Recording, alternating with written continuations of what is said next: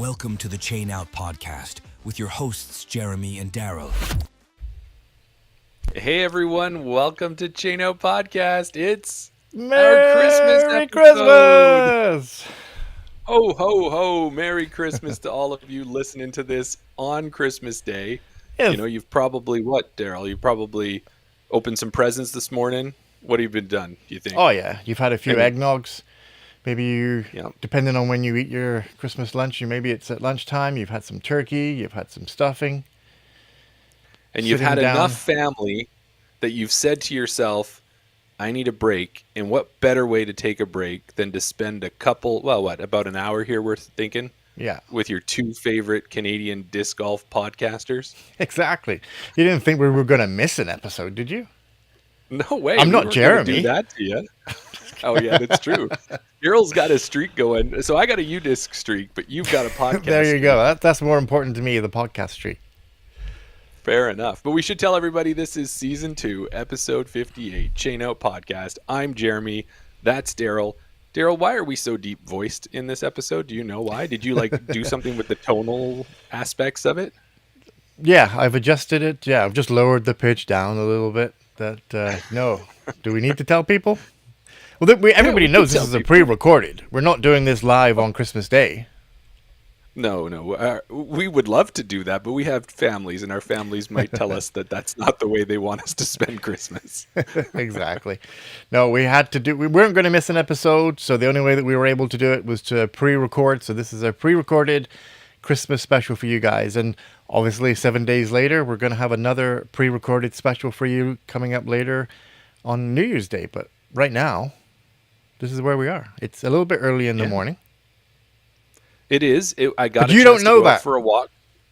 No. People watching think it's the smoke and mirrors and stuff. Exactly. But I'm going to tell you that normally we'd have a beverage in our hands. I still have a beverage in my hands, but I've opted for the Starbucks iced coffee. Is what I've kind of went for. Yeah, this morning. I went with the coffee with peppermint oat milk in it, but as you can tell, I needed it. I needed to drink it already. So even at home, you make a fancy coffee, hey? It's just coffee with peppermint oat milk in it. That's all it is. I don't know. It sounds fancy to me. Okay. So It's with Christmas. this episode here, it's Christmas, right? Yeah. It's Christmas. And I like the decorations you got behind you. I tried to put a little bit of our kind of subtle Christmas decorations behind me as well, Yeah. get a feeling for the season. But I thought with this episode, and you and I talked about it, we kind of came up with the idea that we do our Christmas episode as a look back, as Yeah. opposed to that kind of thing. And then when we get to the New Year's episode, we can do maybe a look forward, There you is go. what I was thinking. That's what we were thinking. A look back and a look forward to what's to come on the podcast. Yeah, and we came up with that idea just recently here, and maybe we can bring that up. We had driven out to Fort Saskatchewan this past week, and we headed out there, and we went to the Canadian Brew House, and we met with Daryl and Curtis from the Fort Saskatchewan Disc Golf Association, and they had some super exciting news, and they were celebrating. They're not an association yet. Oh, they're not yet. They haven't associated They're a yet. club, They're so they'd be a club. a club, or they're a group. They're a something. They're an organized An bunch of guys. organization of like-minded individuals. Yeah, no, absolutely. But the common goal, or the reason why they all came together in the first place, was to get a course in the ground in Fort Saskatchewan. They were mentioning that out of all the bedroom sleepy communities around Edmonton, Fort Saskatchewan was the one that was left without a course. Now that Stony Plain has their new course put in the ground by Mike Piska, and talking to Daryl, he had quite a few conversations with Mike and everybody that's been involved with disc golf. Brendan and Matt Wildman, answering all the questions, knowing which way to go, what can they do to get a course in the ground, and it worked out for them.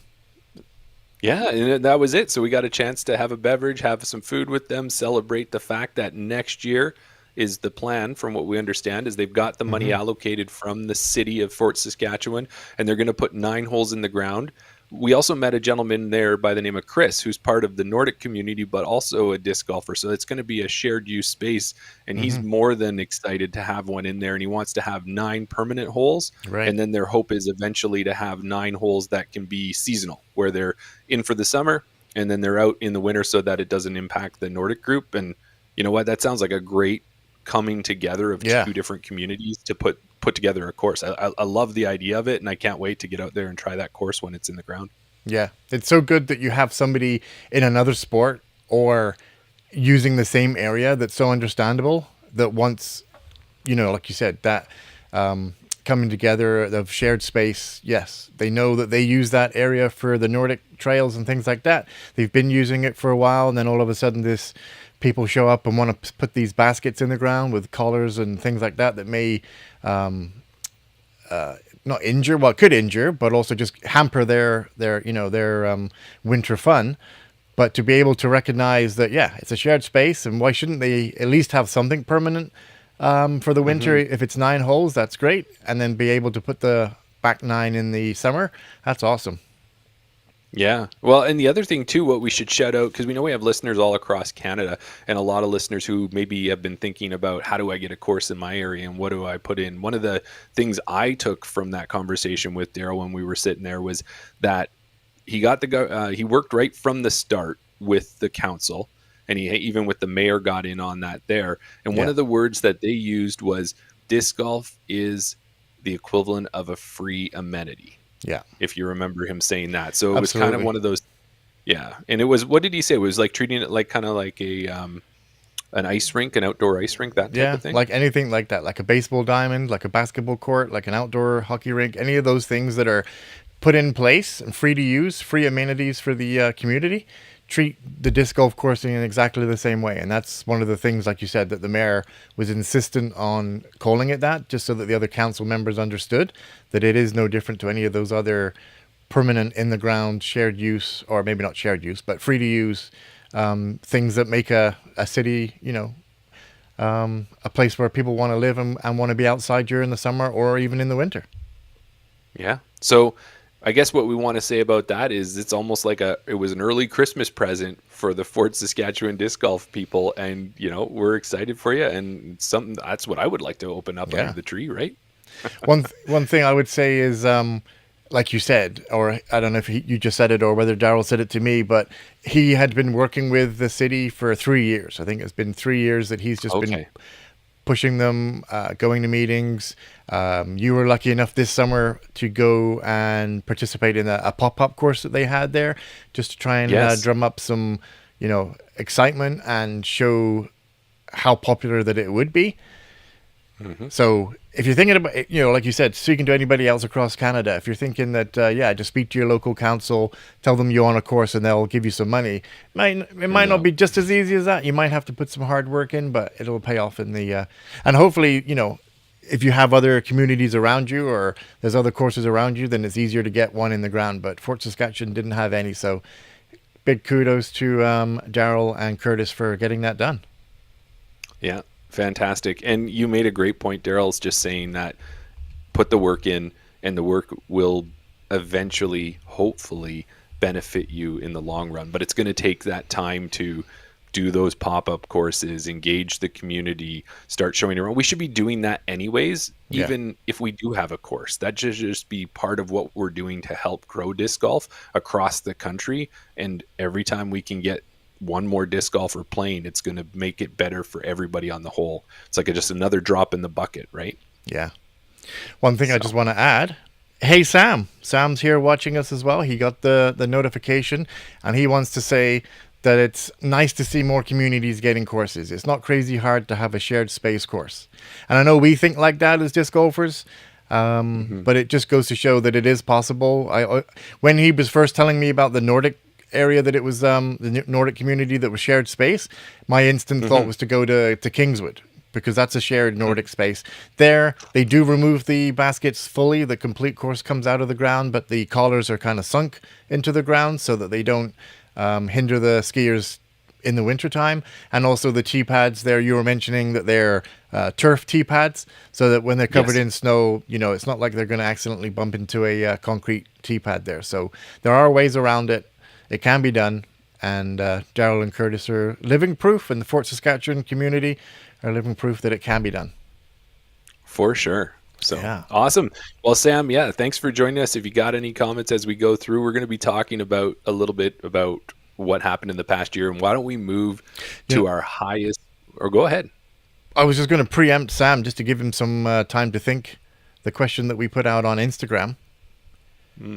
What are your highlights from 2024, Sam? You don't have to put them in right now. Have a think. What is your number one highlight from 2024? I can probably guess, but let's move on with the next segment there, Jeremy. Right. So as our look back on the year, what we wanted to do, or I have here, is let's take a look at our 3 highest rated rounds. Let's not dwell on it too much, but let's maybe put some comments and tell people how we thought about it, or if we even realized they were our highest rated rounds, because we just pulled them up for the episode. I hadn't really dwelled on it for the last 2 weeks or anything like that. And as a surprise as well, I inserted in there for us our lowest rated round of the year. I did just see that. Yeah. So do you want to go back and forth by our top, like our number 1, our number 2, and number 3? Should we go that way? Absolutely. Okay. Give a quick rundown on what you remember most about it. Well, my top rated round, looking at this, was my... Do you want to go in first reverse? round. 3, 2, 1? Oh, sure. Yeah, let's go. Build up to the best round and why it was the best round. All right. So my third, if you can believe this, my third highest rated round was at Get In, Get Out, Get Rated that we just did in November at Wetaskiwin. Thanks to Kristen and Tim Plamotin for putting on that event. Yeah. And I had an 884 rated round there. And I'm trying to think. It says I shot a 65. I think it was, what, a +3, +5 or something like that at Wetaskiwin. I'm not too sure. Yeah, that part I should have pulled up, but I didn't have it there. What do I remember? Yeah. I remember that it was a good round. I played well. I don't think, were you on my card that? No, that was the mixed round at the beginning, was it? Right. Yeah, so that was when we were on different cards. But I do just remember that. No, it was the second round. So we were second round. So that was when we played together. When we played together, yeah.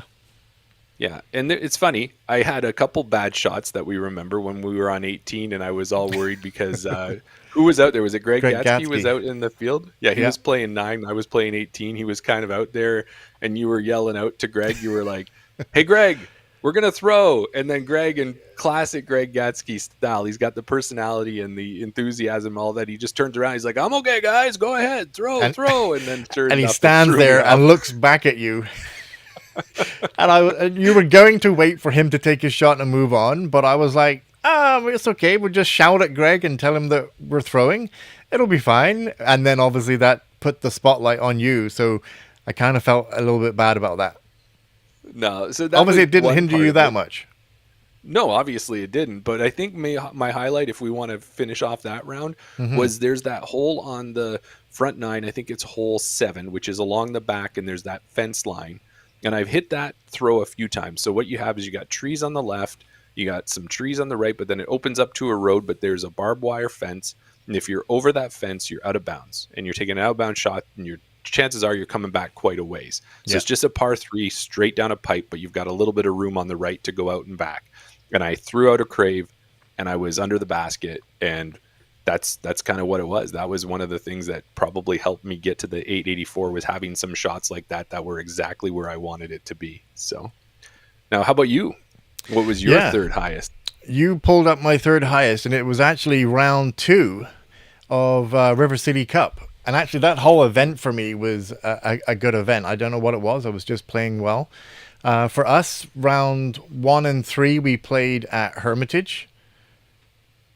No. Just round 1? Just round 1 we played. 2 and 3 was at Rundle. Yeah. So my third highest round was round 2 at River City Cup. And like I said, I just remember having a good round. Normally, there are times where I can go off the rails and then it's hard to get it back. And then sometimes I'll get it back. Sometimes it's just nemesis holes that I have that I know, and I think I get in my own head that way. But yeah, it was like I said, I don't remember exactly like 1 or 2 shots or holes, that was standout. I think it just played good from beginning to end. I had different card mates, obviously, for the first, second, and third round. And nobody annoyed me. Nobody got in my head. There wasn't anything that was terrible that way. It's just a great round. And, with it being our home course, probably that may have had some aspect to it. But Rundle can beat me up pretty bad sometimes during league. So whatever it was just maybe the conditions. It was a great round for me. Yeah, and also too in the River City Cup layout, all of the the baskets are pushed out a little bit further for the most part. So it is in its most difficult setup, especially for amateur disc golfers who maybe don't have the distance, right? Yeah, which is kind of funny when you think about it, right? I mean, you had your third best round at Wetaskiwin, which is a challenging course for a get in, get out, get rated, and then at River City, pushing it to the tournament layout. Like you said, pushing all those pins to the back. Surprising that's actually one of our third best rounds of the year.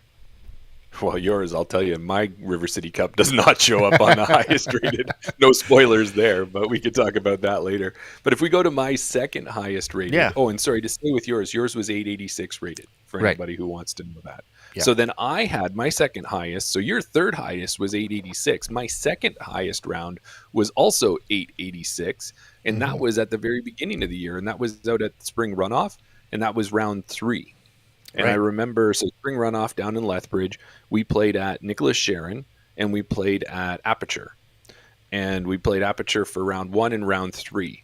And it was round 3, so I was at Aperture. And I remember we had that first hole, which was another tight tunnel shot with like spruce trees on either side. I didn't start my round out well, but after that, my round was pretty clean. And you and I, because we were a card behind each other, and that was the day that we got a little bit of rain towards the middle of the round. Right. So there were a couple holes there where Aperture didn't have tee pads at that point. We were in mud and we were trying to set up on the sides and that. So there was a little bit of challenges that way. Yeah. So I ended up playing well. I had a good round, but I think maybe the weather conditions probably impacted the other people in our field in the MA40 group.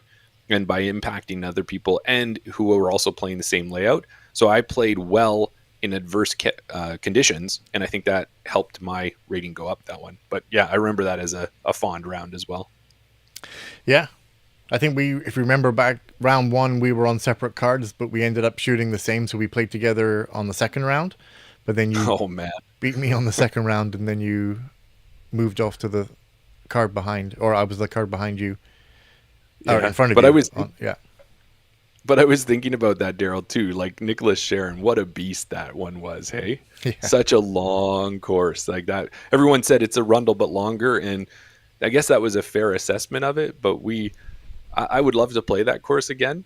But I think we would probably be better suited now at the end of the year that our games have improved as opposed to the way we were at the start of the year. And we were pretty much playing it blind because we didn't throw any practice round. We walked it. But we didn't actually. Oh yeah, I think we played half. That's right. Yeah. We played half, and then we walked the other half during the practice round because we'd already played Aperture at that point. So, yeah. Moving on to my second highest rated round. So my second highest rated round was 890. Ooh. Yeah, man, and believe it or not, it was round 3 at River City Cup. Yeah. Look at so that. For that whole event. Round 1, like you said, was at Hermitage. I played pretty good. Round 2, I shot even better. And then round 3, I shot even better again. So I progressively got better through that tournament. I do remember that.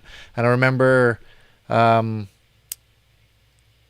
somebody that we would, if we see him on a card or in a tournament, if he's in our division, and I'm thinking of Travis Bouchard, we know... Man. All right, so we're not going to win. We're at least going to come second or third to him, depending on who else might be on the card. But he's one of those names that, you look, and I think back to Tundra Toss where he just laid the smackdown on us and just outplayed us out of the water on that tournament. But coming into the last hole on round 3 at River City, he was checking the scorecards, and I hadn't done that up until that point, and it was only maybe 1 or 2 tournaments at the end of the year that I started to check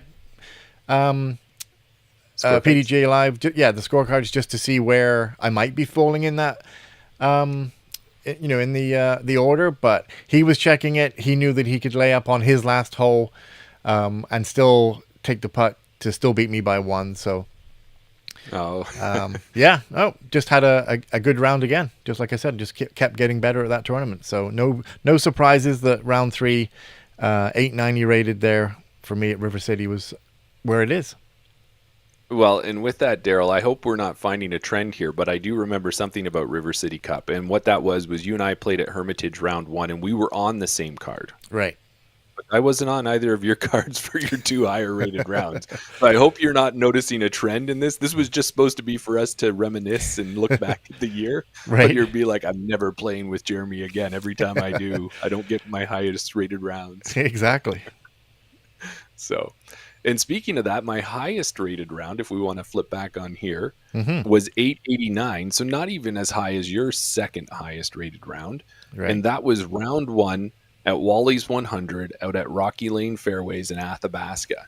And I remember we played at that one, we played the white layout, then the blue layout, then the white layout. And we were there for 3 days. It was a B tier, and he had it over the 3 days. And we started out with a tunnel where we had like a blow up archway that we had to throw through. Yeah. So it's like, again, we've talked about this when we talk to the pros about the A tiers and stuff. And it's like, why do they always make the first hole so hard? And having that, like that was one of those things where as soon as you stepped up on the tee box, you know you have to throw through this Mando that's just far enough away to make it difficult, right? To get in your head.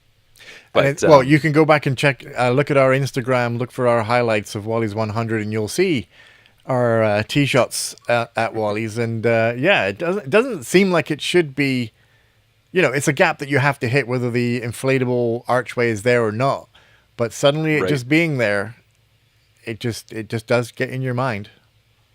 Yeah, it does. And, so for me, for that round, what I remember is my forehand was working, and there's some tight wooded tunnel gaps that you have to hit, and I was hitting them. Like I parked one for a birdie on a hole that could easily have been a bogey or double bogey. Yeah. I also remember I was working in my form, and I was trying to look back more so I didn't open up my shoulder, and I know it was paying off. It didn't pay off any other round that weekend, but it paid off the first round, and it was just little things like that. And that's a course that I know you and I both love, and you can have a great round, as you did in your practice, I think you had told me. Yeah.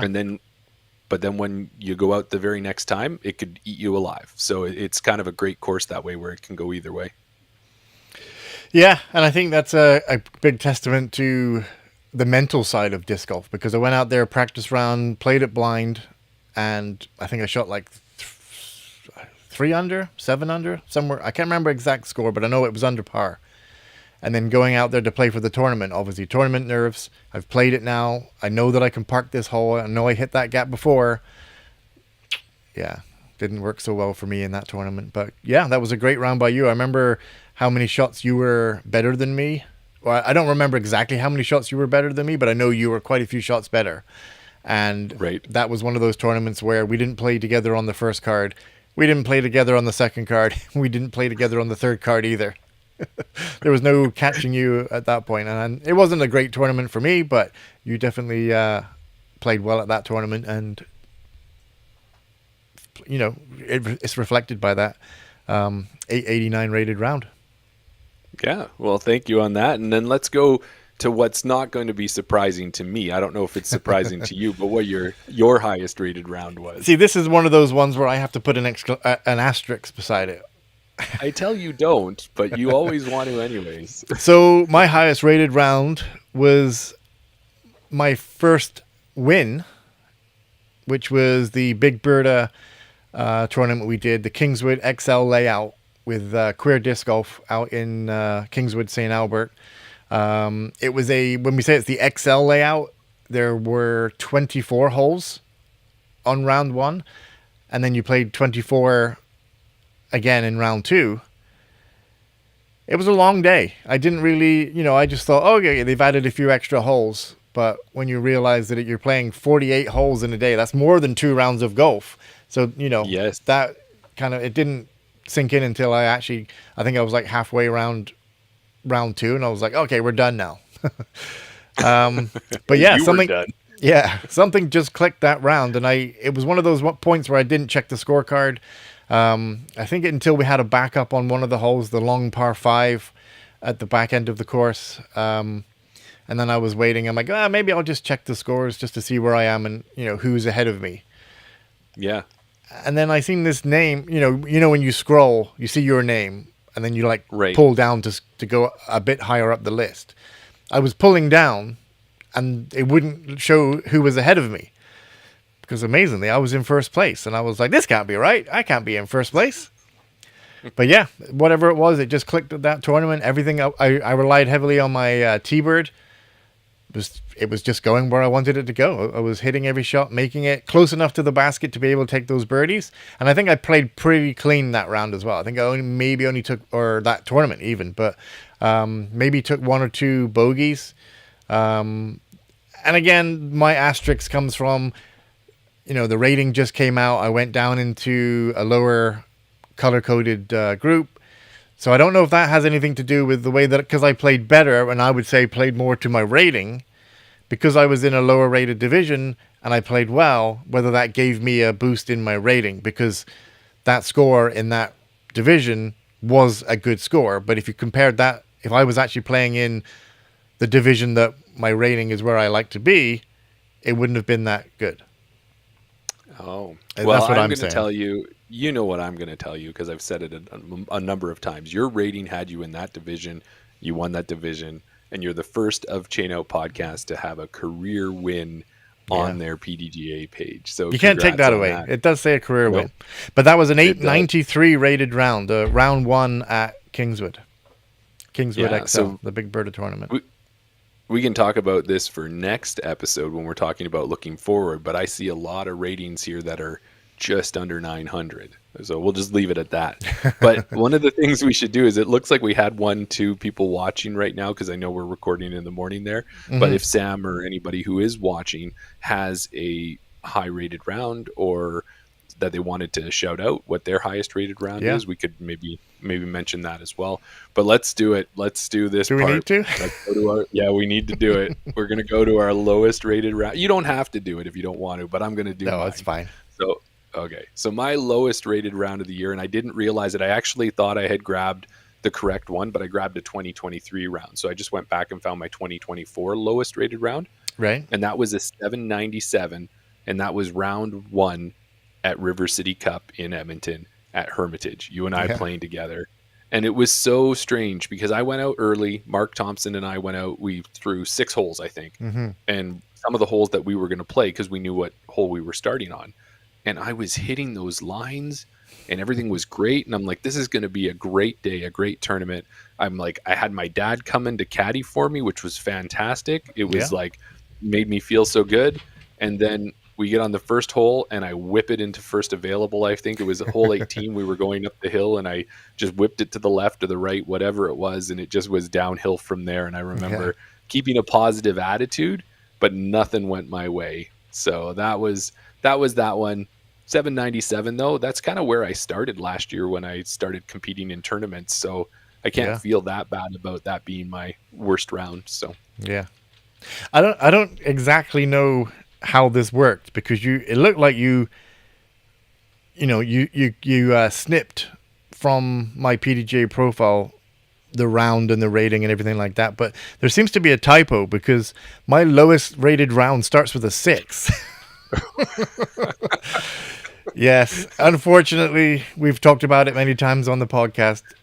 My blow up at Falcons Flight, and it was only 1 hole, but then it ruined the rest of the round. We know that I took I think I've put it out of my misery, out of my mind now. I think it was a 15, or was it a 17? 17. 17. I tried to make it better. I took a 17 on a hole. It doesn't help when you do that. It was obviously round 2, the tougher course at Falcons Flight at the West course, Aspen Meadows, the East course. East course, yeah. Yeah, the East course.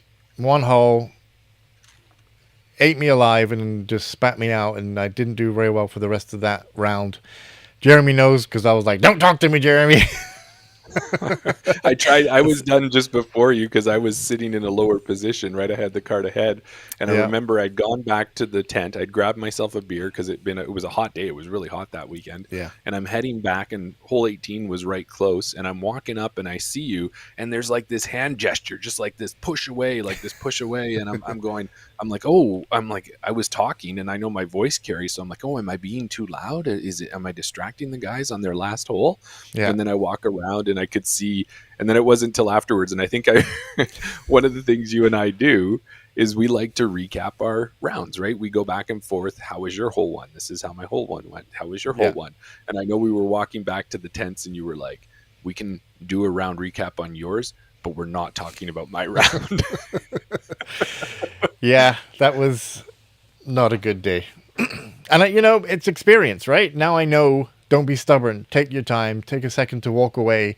Think about other options. But for whatever reason, in that moment, for people that don't know, I got stuck in a awkward position where I was trying to throw through over out of bounds. It was an out of bounds in kind of a wooded area, and there was a little gap. And for the life of me, I was going to make that gap no matter what, no matter how many shots I threw. Eventually I made it, but then went OB long, but at least I was out at that point. And then, yeah, there was no thought process in between every shot. It was grab a disc and throw. Nope. Okay. Grab a disc and throw. Nope. Okay. Grab another disc and throw. There was no resetting or anything like that. So that's, it was a good learning thing for me. Well, for sure. And the other thing about that is, at our level at amateurs, we don't usually have caddies, but that's where if you have a caddy that you trust and that you'll listen to is hopefully can help you if you decide to go down that road to talk you out of it is what you would hope. But Dylan is in the chat. Yeah. And he and I think we maybe touched on this before, but if you shoot minus 100 off your rating, it's excluded from your overall. And I think Sam says exactly the same thing, and he said he had 2 excluded rounds, so I'm not the only one to be have a bit of a bad round that doesn't count. But it's there on my profile. Yeah, but you can see, Daryl, in what we've got in our little notes here, yours is grayed out. Like it's, you can see it's kind of faded. Yeah. And that's why, whereas mine is not faded because it was close enough to my rating that it stayed in and it was part of the calculation. So, so there we go. I don't know, is there anything in the comments from Dylan or Sam or anybody who, not on their round? No, not on the round ratings. Okay. No, some good memories from Sam, but we'll get to those. The highlights. Are we going to bring up the highlights? I think we'll get to them. I guess this is all of that. Yeah. Spot. Okay, go ahead. So then the next thing we had on our list, and I thought this would be good, is, people are doing in the bags, and we don't want to do a full in the bag in an episode like this because that's not what people want to see. But I thought what we could do is we could say, what are our 5 staple discs, our 5 workhorse discs that they got us through this year. Yeah. And for all intents and purposes, we're going to start next year with them in our bag. Right. So we can discs talk that maybe about have come and gone, but these discs are in our bag and they're in there for a reason. Yes. And tell us why they're in the bag for a reason. Well, and I think when we talked about that with Dylan on the Around the Basket last episode, he had kind of mentioned something along those lines of he has his core bag and then he builds out around it. So this is kind of almost that same kind of concept in my mind, is that what is that core? We'll put other discs in and out all around these discs, but these ones will come out and they're the trusted discs. They're the discs we'll throw all the time. Yeah. So do you want to do them one at a time, or do you want to zip through them? We should zip through them a little bit here because we are pushing time, but we can give a short explanation as why that disc is one of your discs. Grab that stack, sir, and you might as well start this one. Okay, you want to go back and forth, or you want to go 5 at a time? No, I think if we're going for time, I think you should kind of run through it fairly quickly, just kind of list them off and maybe a quick memory or something. This disc isn't the actual disc, but it's a disc, and it's a disc for a reason. One of my discs, and I said at Kingswood, the disc that I relied on heavily is my T-Bird. And I'm just kind of showing here my Jen Allen T-Bird because Proto Glow. Hold it up to the light, it'll glow. But T-Bird for me, it's just that straight fairway with a little bit of fade at the end. Reliable. I know it was the first disc that I got that I bought in multiple molds, because that's what people were saying to me. If you have the same disc, and that was the kind of the level up moment that we've talked about in the past before, that if you like throwing a disc, get it in multiple plastics, in multiple molds. That way, once it gets beat in, you have a disc that you can work, and it's the same feeling in your hand. So T-Bird for me. This is a disc. My next disc is a disc that I got kind of late in the year, but once I got it, I know it's going to be in the bag for a while, and I've got 2 versions of it. It's my Innova Racer. Oh yeah, you love that one. Yeah, I love the Racer. It's like a beat-in destroyer. I can get some right turn on it, right turn, a little bit of fade at the end. Feels good. It flies very well for me. I can get good distance on it. So I know the racer is going to be in there. Probably should have a racer more than I have my destroyer, but that's what we're going with. My next one kind of came as a recommendation from a Nate Sexton in the bag video that I watched for him. It's my R Pro Dart. Now, Dart specifically because of the R Pro plastic. Like once I got this R Pro plastic, it's so grippy for me. It's soft, but still firm enough that it, I can hold it and I know it's gonna fly well. But the gumminess to it just feels good in my hand.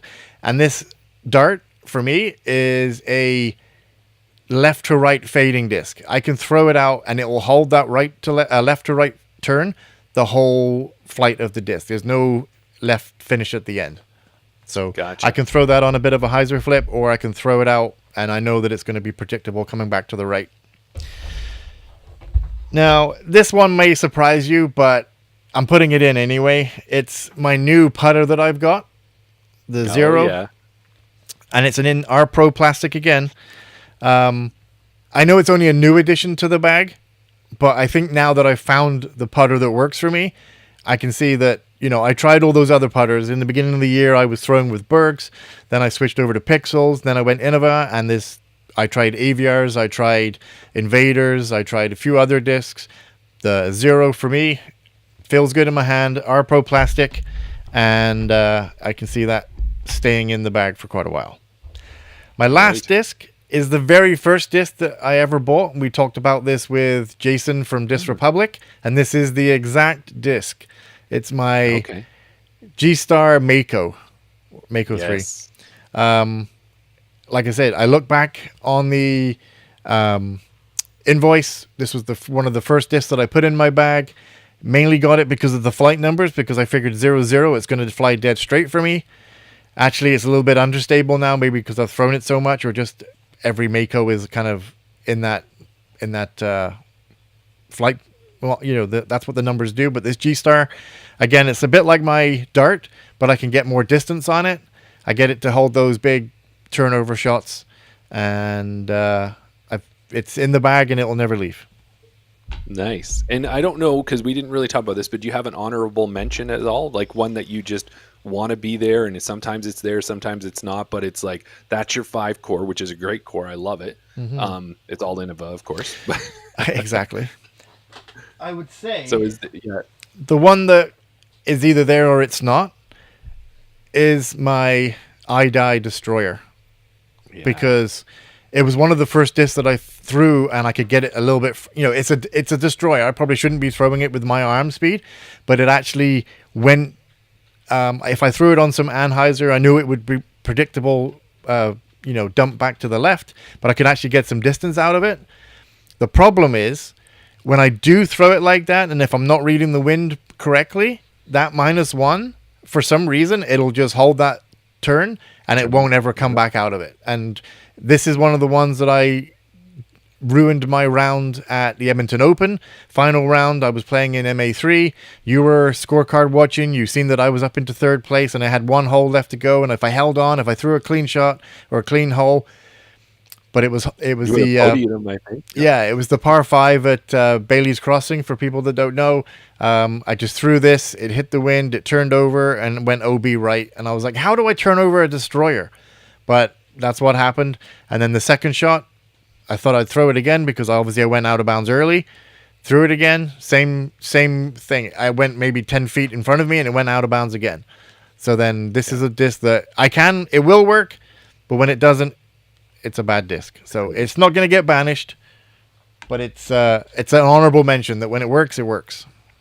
Yeah. Well, that's a great list of discs for sure. I love that iDie one. I love the way it looks. I want to take a minute to just look at the chat here because Dylan's thrown in his core. Absolutely. So Dylan's core is a P2, a Buzz, an FD, a Firebird, and a Cloudbreaker, which sounds like a pretty good setup to me from what I know about those discs. Yeah. You got a nice solid fairway there in the Buzz. The Firebird is a disc that a lot of people like.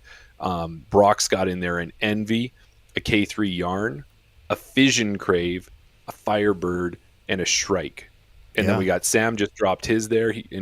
I always love Sam's bag because Sam likes to throw discs from all different manufacturers. Absolutely. He doesn't just stick with one, nor does he just stick with the most popular. He'll figure out a disc that he likes from everywhere. Yeah. So some of these I may not even know, but he's got a Harp in there. He's got a Meridian Ravine, an Explorer, a Shift, and an AGL Locust. So like that's a cool setup. And you know, that's the one thing about when we play with Sam is just getting to see what he is actually throwing. Yeah, and like you said, he likes to throw from all different manufacturers. A Harp, I know, I've thrown a Harp.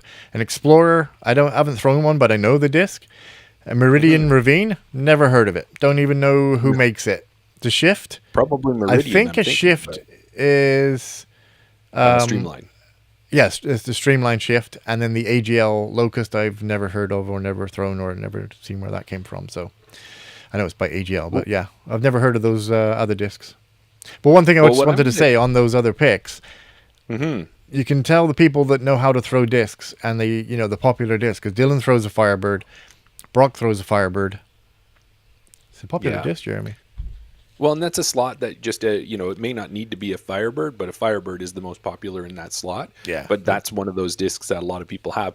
What I think would be great is that if our people watching this afterwards or watching on Christmas, that kind of thing, put your 5-core in there. Because one thing people could go back on is if they're trying to build a bag or they're trying to try something new because they're trying to rework their game, these 5-core discs are things that people could maybe start with and go play a few rounds with it and then fill out your bag from there. So I do have something to mention. Well, I was just going to say on that topic, if you're looking to build a bag and you're looking for a disc that's kind of like a Firebird, but you don't want to throw a Firebird or a Firebird's not good for you, go to the website trydiscs.com. On the left-hand side, you'll see a portion where you can put in, you'll put in the name of a disc, so you put in Firebird. And then on the right-hand side, it'll give you a list of all manufacturers and discs that fall very close or similar to those flight numbers. So if you put in a Firebird, it'll show you other 9304 flight number discs. It might be 9404 or 93-13. Like it'll give you the flight numbers that are very close to what you're looking for. So it's a great tool that I've used to try and find a disc by flight numbers that I may not have heard of or may not have ever seen before. But go ahead, Jeremy. Give me your 5.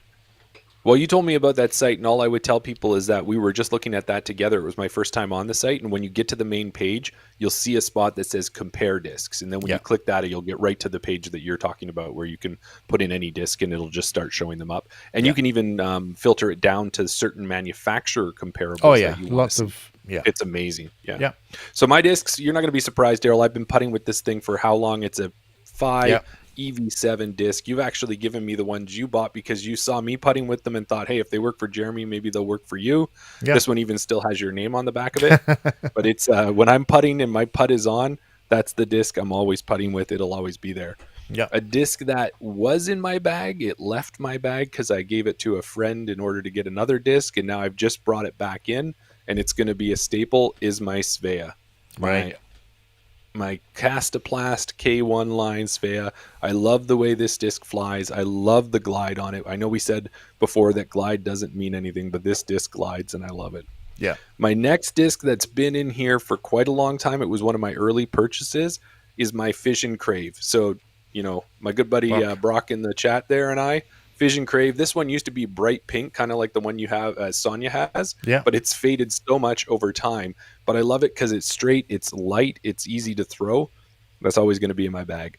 After that, a disc I got out of my Gyro Palooza box last year, I haven't opened this year's yet, is my MVP Resistor. Resistor.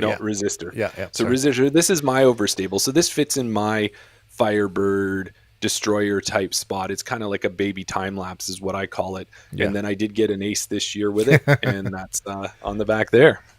And then Daryl, you know what disc is coming up next. There's only one other disc that got in my bag and it's never come out. And that's my mantra.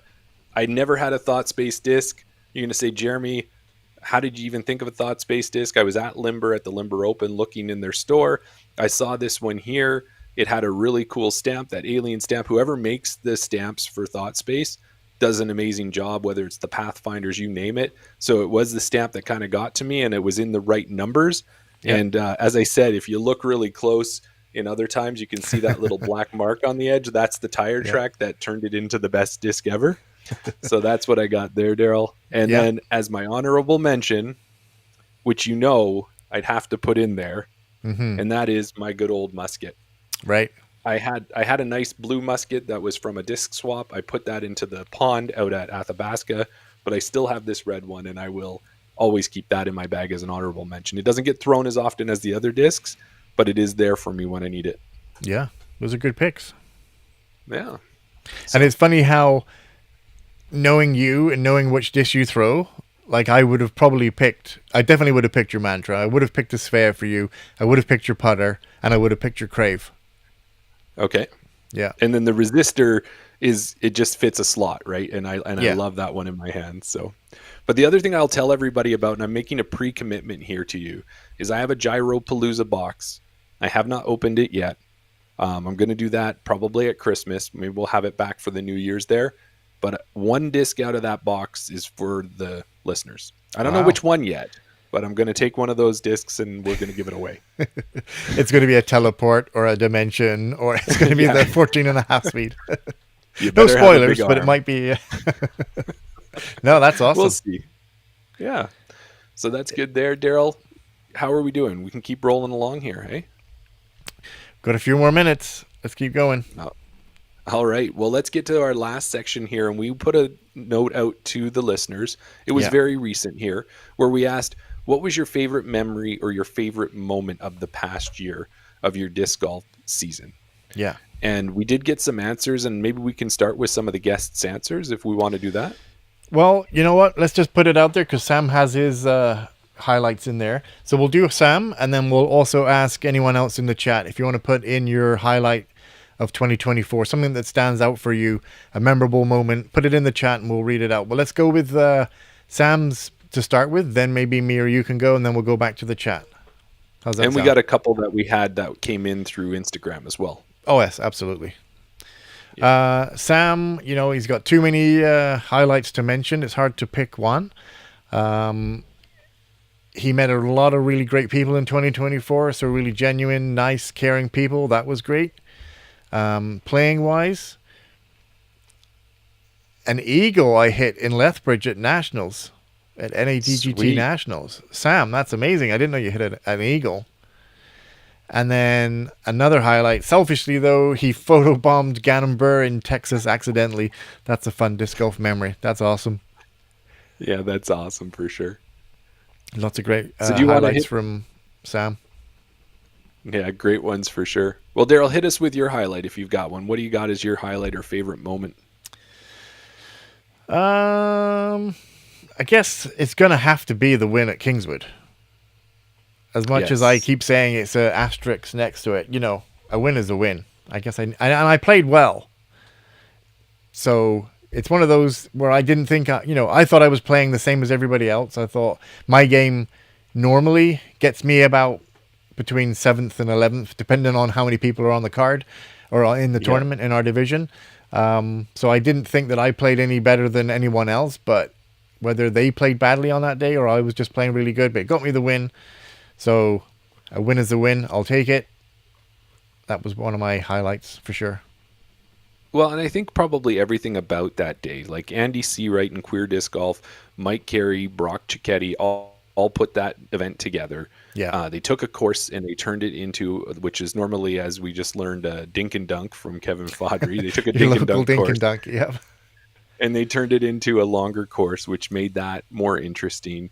The day was really good. We'd had Andy on the podcast before talking about the event, and we heard that it by far, up until this point, that was probably one of the best queer disc golf events that they've ever put on. So you had all of that building up into it as well, and add your win on top of it.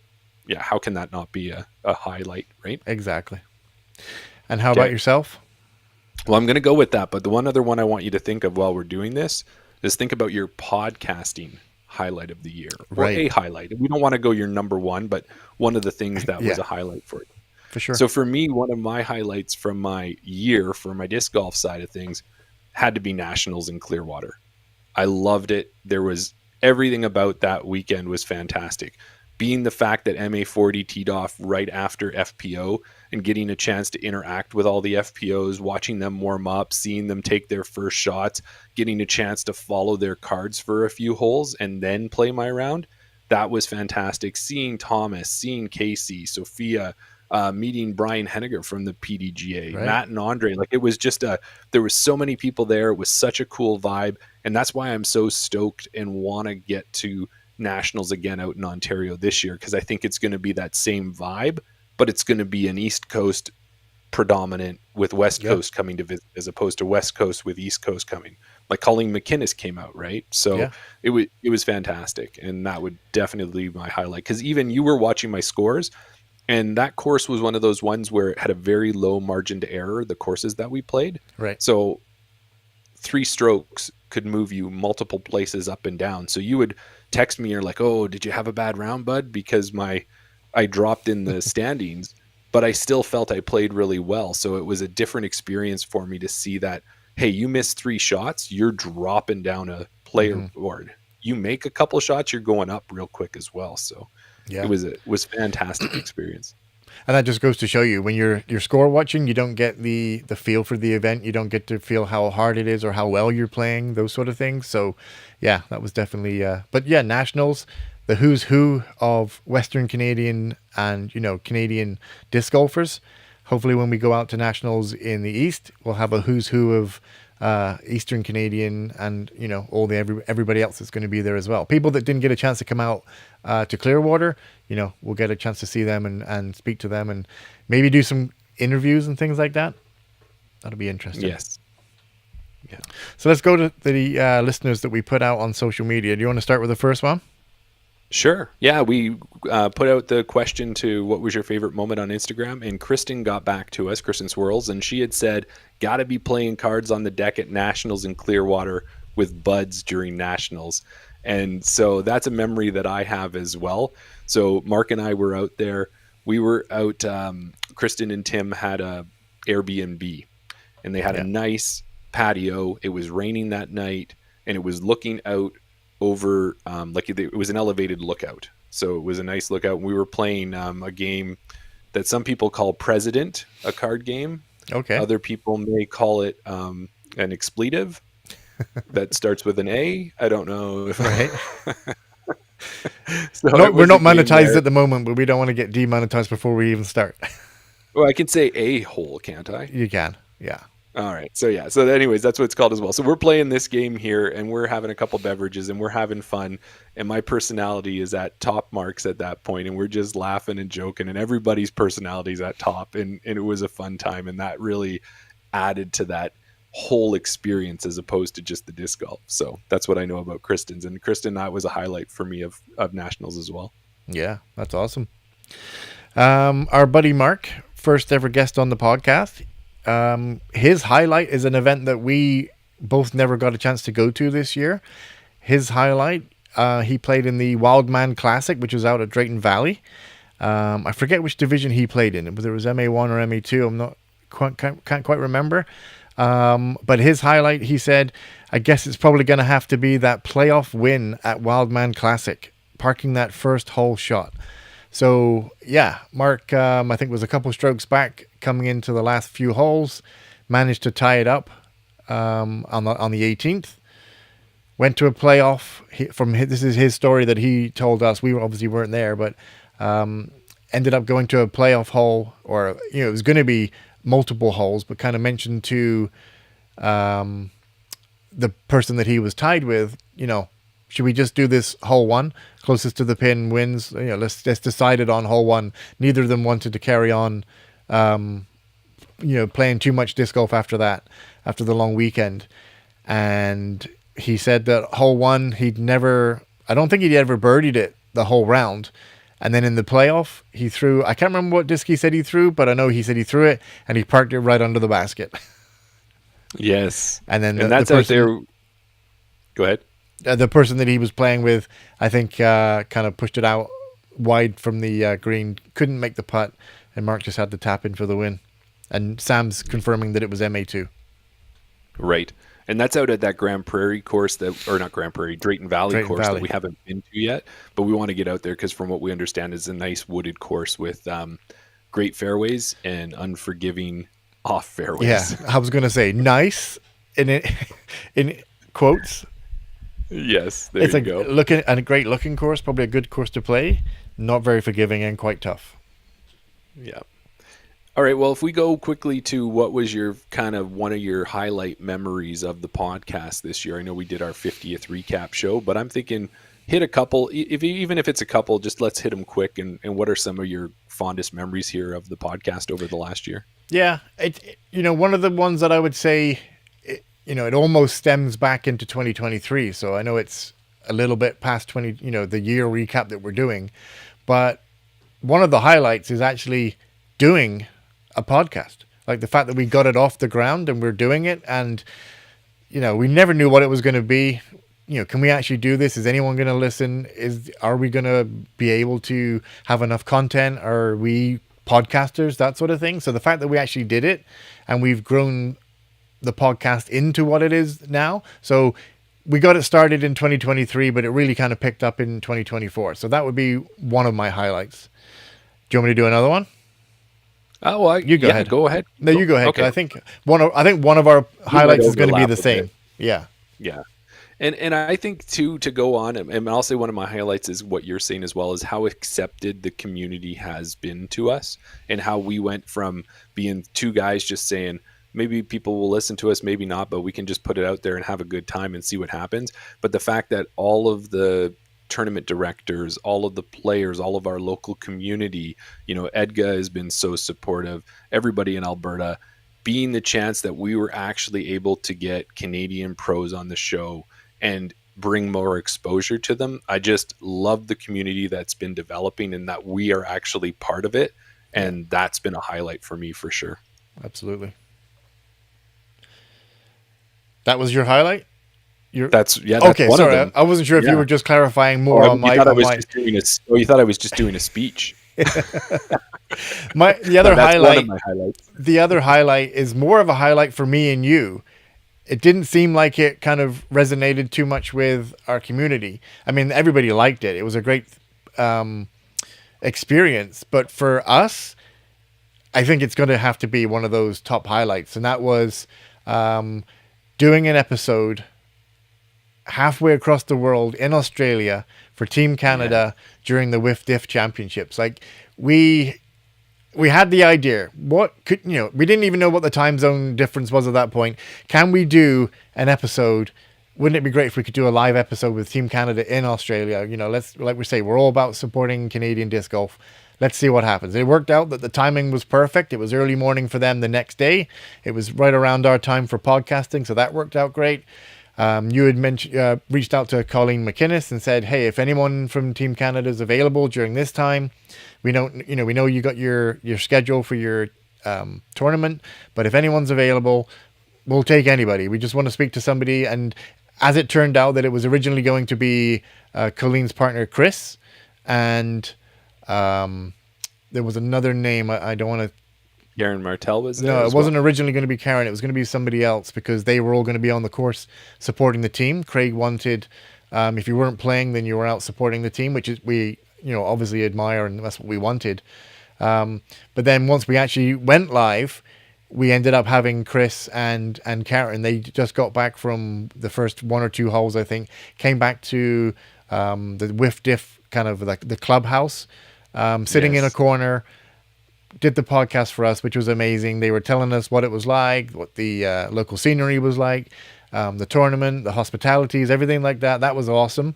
And then right at the end of the interview, we were just about to wrap it up, and Sophia and Colleen finished their round, or they were finished walking the course, jumped onto the podcast, jumped in the chair, kind of pushed Chris and Karen out a little bit. But having them, as soon as they finished the round, we had all these top FPO disc golfers that wanted to be on the podcast, wanted to have a shout out back to Canada. And for us, it was like, can we believe we just did that? We just did a podcast halfway around the world in another country, and we had all these people that wanted to be on there, and it was that bonus, that cream on the cake. Getting extra people on was just a highlight for me. Yeah. No, that was for sure. And like you said, that was one of those big highlights, definitely. I think I don't even know what to add to that. You just hit it so perfectly. It was a highlight for us. And like you said, it might not have hit as well with the listeners so much, but just the way it all came together and the kismet that brought it to what it was, definitely a highlight.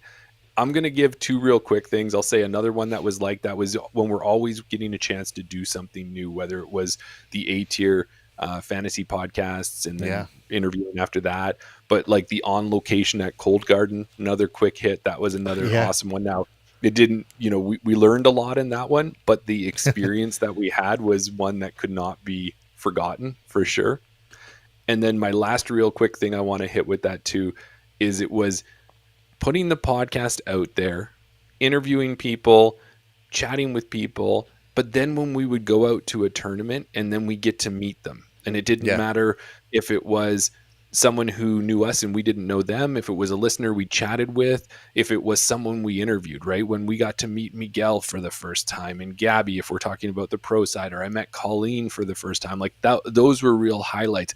But just as much a highlight when I would meet Jen or I met Brody or those type of people where we were out and they were like, hey, we really love what you're doing. And we're like, oh, what? People like what we're doing? Like that was such people outside of Edmonton? Yeah. Yeah. And then of course the people who have supported us on Patreon now, like Sam and Dylan, that people are like, yeah, we like you guys and we want to support you. Right. So. Yeah. Yeah. No, I mean, like you said, there's so many highlights. The Cold Garden, what was the other one that you mentioned? I forgot it now. What else? Whether the eight years. Oh, the 8 years. Yeah, no, the 8 years. Doing that, just being, like I said, we didn't know what it was going to be like. We thought we might reach out. Maybe we'll only be able to get half the people on because other people are like, who are you guys? But every single TD, every single FPO and MPO, apart from Gannon, but we won't hold it against him. No, that was wanted to be on the, actually, and that's what our goal was, to get exposure, right? And if they come on, that's more exposure for them in a area that they would never normally got exposure. So, yeah, that was a real highlight. Definitely. So, guys, we're kind of at the end of the time that we've got here. We thank you for listening to this one. We got a few other things to say to wrap this one up. So this was our Christmas episode. So you guys who are listening, it's time to start kind of getting ready, steeling yourself up, get back to the family, get back to the gifts and the party and everything else, probably some cleaning up of wrapping paper, that type of thing. So get to that. But this was our look back episode. We're going to do a New Year's episode for you as well. We'll drop it in the Patreon because it will be a pre-record, and we'll be looking forward. We'll be looking towards next year, some of the goals, some of the things that we've got planned. Maybe, I don't know, some of the ideas maybe for the podcast we got coming, Daryl. Will we reveal those? Or maybe we'll just tease a few of the ideas, because at the moment they are ideas. We've got a few things set that we want to do. How we're going to go about it or when they're going to come out, I don't think we need to tease too many things, because maybe they won't happen or they might not happen till later in the year. But there's definitely a direction that we want to take the podcast in. There's so many ideas that we've got, and we want to hear from you guys as well. If what sort of things would you like us to cover? What sort of things would you like to see us do on the podcast? Thanks, Sam, for tuning in. We will talk to you next time. Winter League. Yeah, get to that Winter League. So that'll be a look forward to 2025. Exciting things. I'm excited for 2025, Jeremy. Yes, me too. I'm really pumped for it, just to keep building on the momentum we've got going. So let's tell everybody, as always at this point, thanks for listening. If you're not subscribed to our channel, please subscribe. Tell a friend to subscribe. If you're already subscribed, you can do that on YouTube. Follow us on Instagram, like and comment on our stuff. You think that the likes and the comments are, something that doesn't make a difference, but it certainly does. It just adds more volume and activity to our accounts. And by doing that, it puts more exposure to get more people going, more people, more support, more guests, more prizes to give away, all of those things. Exactly. And if that's not enough, or you've done all of that and you're like, I still want to support you further, jump on our Patreon, check that out. Check out our Buy Us a Beer. That's a one-time thing you can do. It's on our Linktree. And we appreciate everyone who's done that so far. Hey, Daryl. Oh, absolutely. One thing I just wanted to mention on the Patreon, if you do join up to our Patreon, you will get the New Year's episode early as well. Yes, That's and you one can of the join it benefits. when You'll we're get the recording it, right? Yeah, you can join the pre-record, and also you get access to it early before it goes out on New Year's Day. New Year's Day. And that'll be an ongoing thing. Anytime that we can't do an episode, if we do a pre-record, it'll be dropped in the Patreon early, so you don't have to wait till Wednesday if you just can't get your disco fix. That's right. And so let's say it. Thank you to all our Patreon members. We really appreciate you. You've jumped on. You're supporting us. It's amazing. The one thing that we won't have is we won't have any around the baskets here for Christmas or for New Year's, but we have recorded some throws and some different things like that. So what we'll do is we'll make sure we've got some extra content for you over the holidays here beyond the episodes that are like this one, and you'll be able to check that out as well. And also, when you're in Patreon, check the community tab or the chat tab.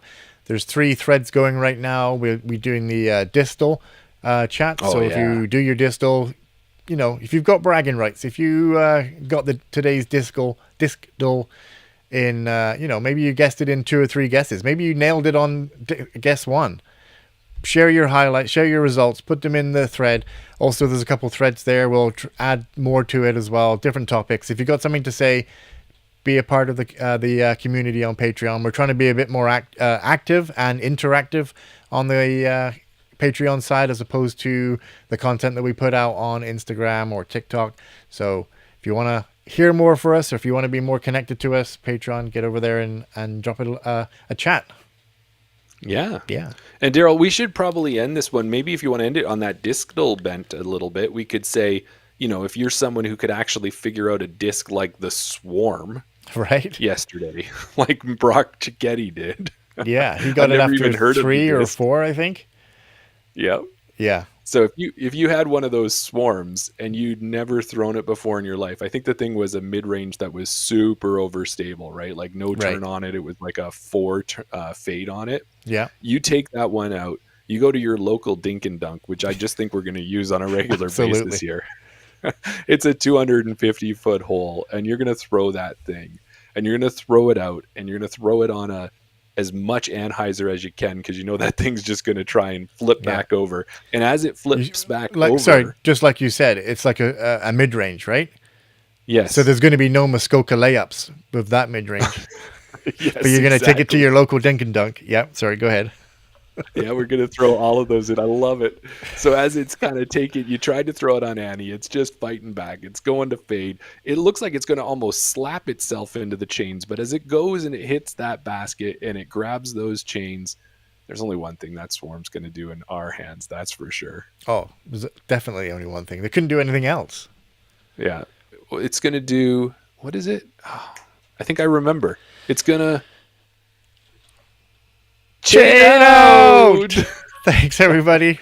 Merry Christmas. Happy New Year. Wish you all the best for 2025. You bet. See you later, guys.